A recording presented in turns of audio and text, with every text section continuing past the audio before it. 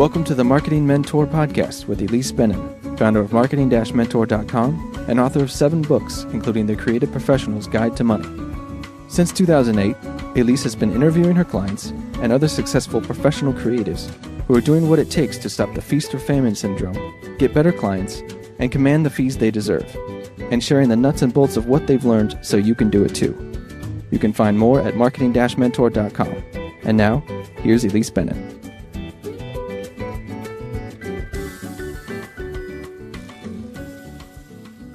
How do you start a brand new branding business that focuses on a brand new industry? And how do you educate this brand new market on the value of branding and design services? It helps to be an experienced newbie, which is what I've been calling creatives who, after a long career, either reinvent themselves or start something new. In today's episode of the Marketing Mentor podcast, I spoke with my client, Jenn Culpepper, who, after running a design firm that didn't specialize in a particular niche, started Brand Joint, a second design and branding firm in the brand new cannabis industry, with no relevant samples to show. In our interview, Jenn shared with me the strategy she used to approach this new industry, which marketing tools are proving most effective 1 year out, and my favorite question, do you have to be a stoner to work in the cannabis industry? Listen, and then, if you are curious, try it for yourself.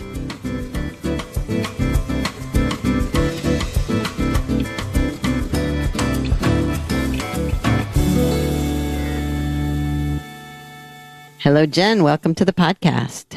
Hi, Elise. Please introduce yourself. So I am Jennifer Culpepper, and I am the owner and creative director of Brand Joint. We are a brand strategy and design firm geared specifically to the cannabis industry. Interesting. So we are talking on the approximate 1 year anniversary of Brand Joint. Yep. So give us a little history. Tell us your story. What have you been doing until now?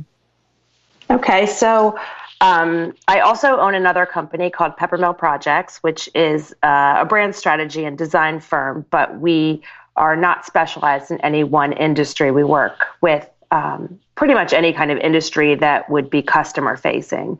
And when I saw some of the states starting to legalize marijuana, and I started thinking that seemed like an interesting industry to maybe be a part of. So I took a trip out west and I went to Denver, and I just tried to research what was going on. And I went to several dispensaries. I went to some shows, and I looked at the products that people were offering, which were really numerous. There were all kinds of different, types of products. But what I noticed was that nothing had a very concise brand.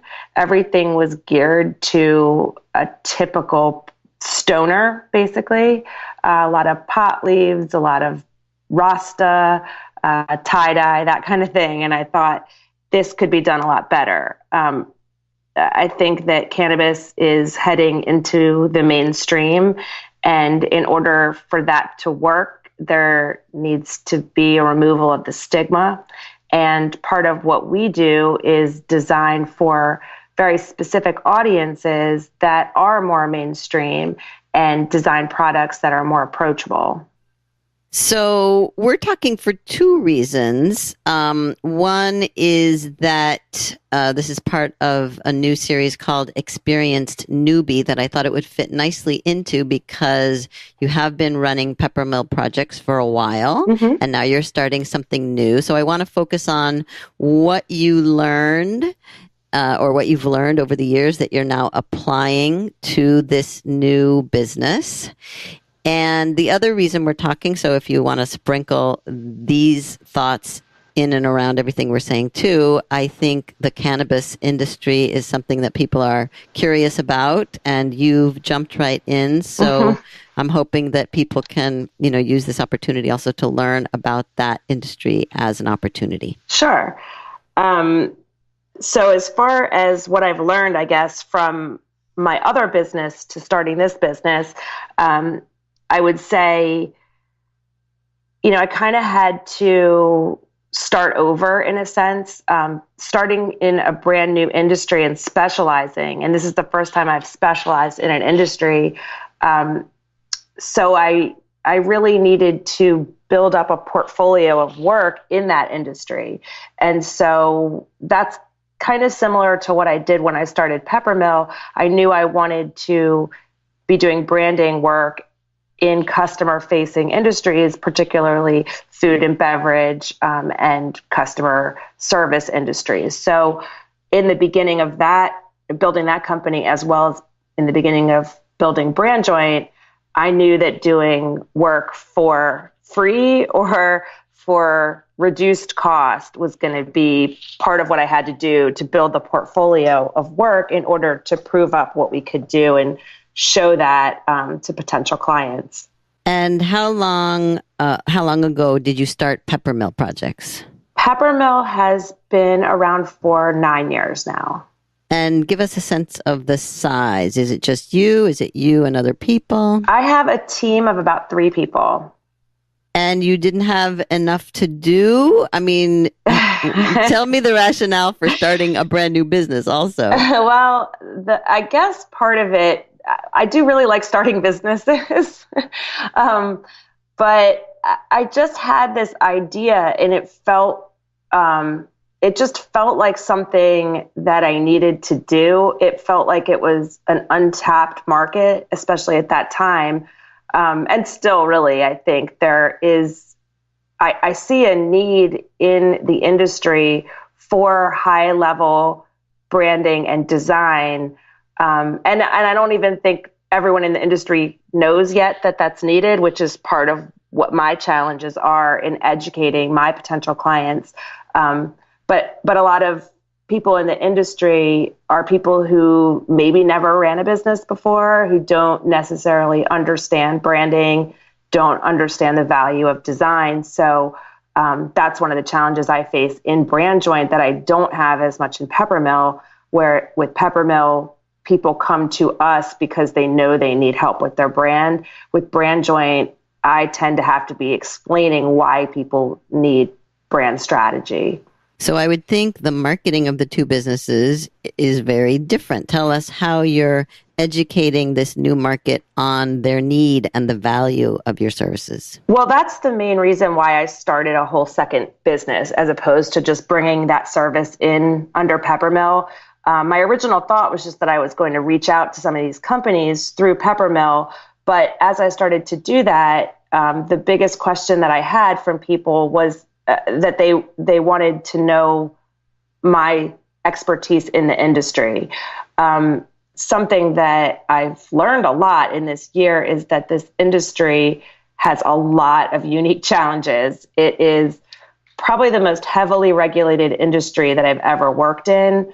There are some others that are sort of close, but this one is probably the most. And in addition to being so heavily regulated, the regulations are different from state to state. And so we work in several different states. And so what we learn in one state doesn't always translate exactly to another state. And so that is a bit of a challenge. So there's challenges as to what kind of information needs to go on packaging, how you're allowed to advertise and market, what you're allowed to do on social media, that kind of thing. So how is that affecting what you do to get clients? Does it mean you have to focus geographically or what? No, I actually don't. Well, I guess there's sort of two answers to that. I focus more nationally, I would say, because this industry has a pretty strong, trade associations or associations that have big events and big conferences. I go to a lot of those and try to speak at as many of those as I can. As far as regionally, though, I am fortunate to live and work in Maryland, which is one of the newest states to be coming online. And so my goal when I started the business was to be positioned to be able to be the go-to person when all of the dispensaries and processors and cultivators got licensed in Maryland. So that's where we are right now, where they've announced the licenses and people are now ready to start figuring out their brand. And it's kind of an interesting place to be because all of a sudden everyone's in the exact same place and exact same timeline. So we're getting a little crushed, but it's in a good way. So come back to the idea of educating the market and the prospects. Do you find that all of them are open to learning about branding and the importance of branding, or is there a minority that you have to identify and find who do in fact value the services? How does that work? I think it's a mix. I would say there are some people who are more aware of branding, and you can tell when you talk to them, there's a good potential they're going to be successful because they understand how important it is. There's other people who I think the biggest challenge is when they don't have any budget allotted to it, because there's not much I can do without a budget, I guess. But I think it's hard to sell design value because it's hard to put a number on an ROI for that. And that's always been a challenge for me when you're trying to sell your services. I can show somebody I can show somebody something that we designed, or I can show something, examples of what's good design and what's bad design. But if the person doesn't see the difference, it's going to be a challenging relationship. Yeah. So I tend to gravitate, I guess, toward the people who understand the value. Once it's explained, I mean, I'm perfectly willing to be educating it as best I can. But I think there has to be buy-in on the client side for it to work. I would assume that the speaking that you mentioned is a big part of the education process. Tell us more about how you're doing that, what your topics are, how do you cultivate, quote unquote, cultivate the leads, if you don't mind, from that. How are you using that tool? So I've spoken on a variety of topics. It started off at local chapters of Women Grow, which is a national organization, but they have chapters in every state. And I started speaking at the DC and Baltimore ones. And my initial topic was really on broad education of the need for branding and the need for design in this industry, and trying to show examples of products that were done well and why they were done well, or what makes them well done. And that was a pretty rudimentary education, for people who really don't know anything about branding and design, or really don't know much about getting into the industry. They were just at the point where they're trying to gain information and understand whether or not they wanted to go forward into the industry. But as I've been speaking more and more in the same groups with the people becoming more and more serious about entering the industry, my topics have gotten a little bit more in depth. So, for example, one of the things I talk a lot about is niche marketing toward specific audiences. So as I mentioned, when I went out to Colorado, I didn't see much happening in the way of targeting specific audiences. It was very much like everything was for everyone, and the lowest common denominator being that it was anybody who smoked weed, basically. And I thought that was a pretty big missed opportunity, because you have, particularly in the medical side of things, you have people who may be older, who are suffering from arthritis, who might do really well with some sort of topical cream, but they may be very unsure of something that's going to get them high, or they might have a different association for marijuana from the 60s, for how it used to be. And to try to bring them into a dispensary and make them feel comfortable and make products that are approachable for them is a completely different thing than a 22-year-old person, And so that's some of what I talk about now when I talk to people who already are in the industry, who are working on their brands is that I want them to understand how to find their actual audiences and segment them and be able to provide things specific to those audiences. And because some people refer to me as the queen of niches, I have to ask, you're running basically two businesses, as you said, one that is specialized and another that is not so specialized. What are the pros and cons of, doing both? What do you see? It's way easier to market in a specialized industry. Everything we put on social media, everything we talk about is industry related, and we know who our clients are in a way that we don't always know with Peppermill. Because we're not specialized in Peppermill, we can kind of look at it and say, these are generally the types of companies that we like to work with. They're generally at this level, but it's harder to get much more specific than that. But with Brand Joint, we really know. I mean, in Maryland, I have a list of 102 dispensaries and 15 growers and 15 processors, and that's my target list. So it's way easier to market to people who they are. So does that mean you find yourself applying that idea to Peppermill at all? Or is it too late? I'd say I'd like to, and it's a little harder because we're so much broader.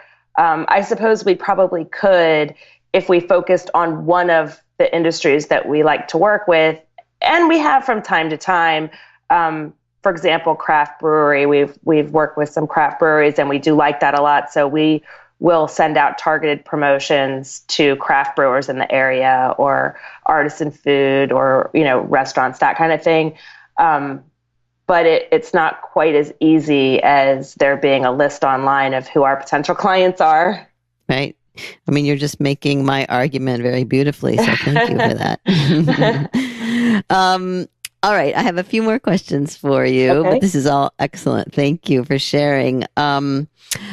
Again, we're talking because it's the 1-year birthday of the company, and you've accomplished a ton. So tell us about a few of your most proud milestones. Well, let's see. I guess one of the most exciting things are some of the press that we've gotten.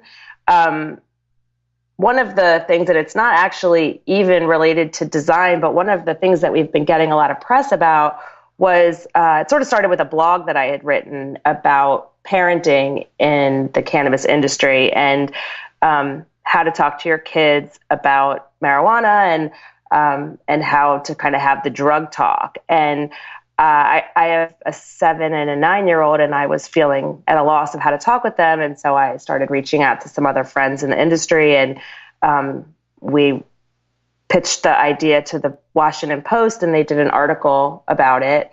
And then we got a follow-up with CBS this morning, and so we were on a segment there.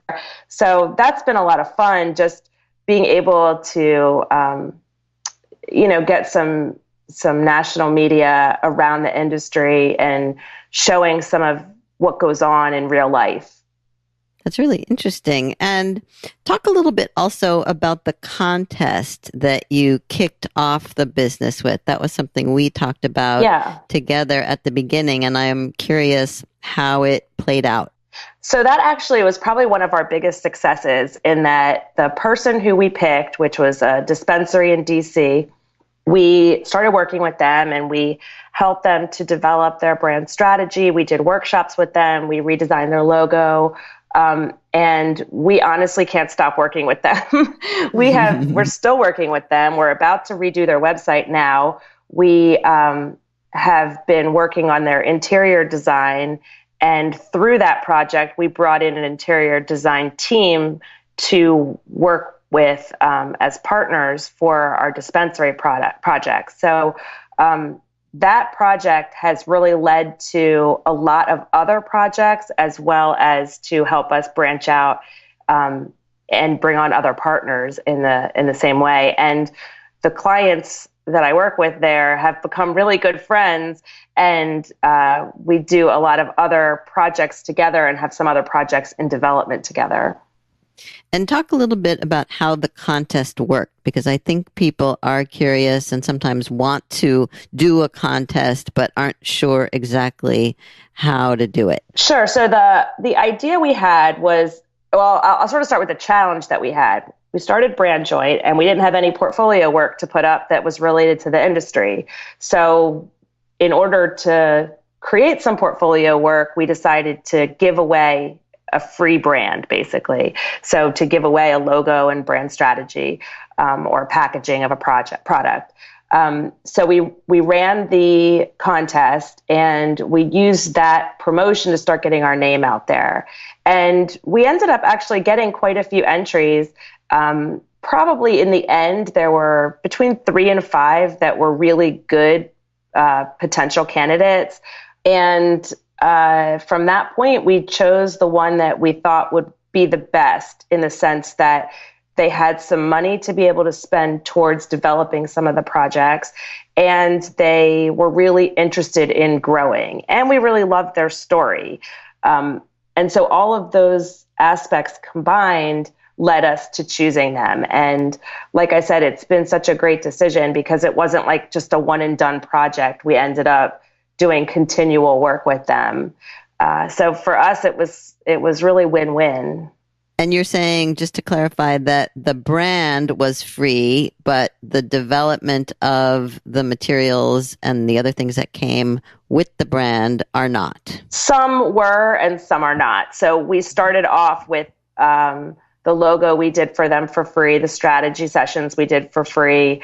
I think there was a couple other little projects we had done for free, but now when we're doing more of the heavy lifting, now they're paying for it. Mm-hmm. And I would think the other 3 or 4 or more that you didn't choose are also prospects?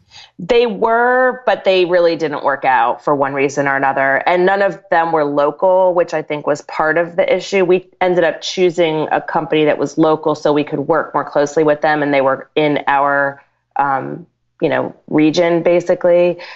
So I think that was part of what led that to work well. The other ones, we did start to develop our mailing list, which was good. And we do have a lot of those people who we still are in contact with. But I wouldn't say that we actually got any projects out of the other ones that we didn't choose. Mm-hmm.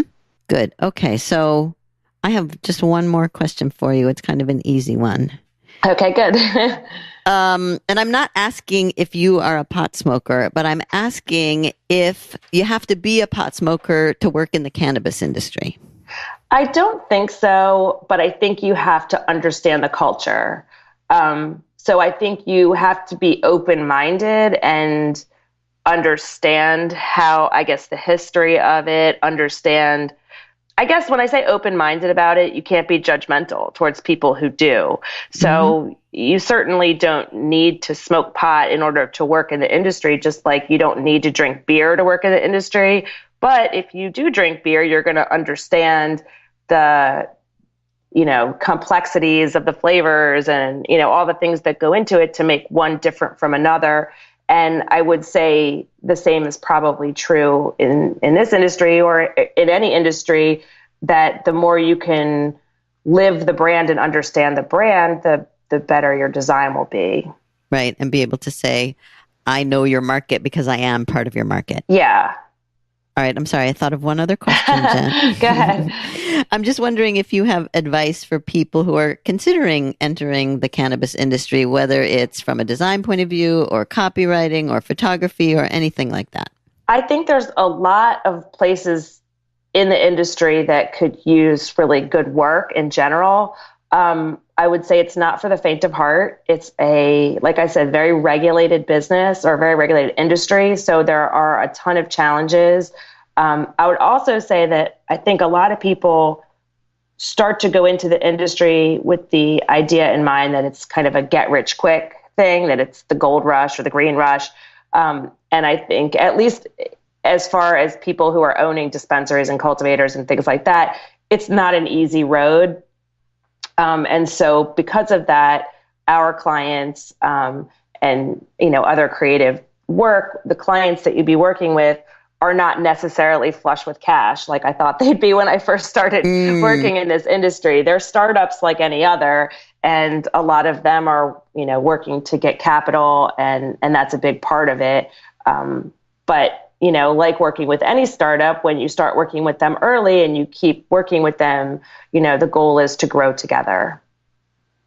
Beautiful. All right, Jenn, tell people where they can find more information about you and Brand Joint and Peppermill projects. Okay, well, Brand Joint is brandjoint.com, or our handle on Instagram, Twitter, Facebook is @brandjoint.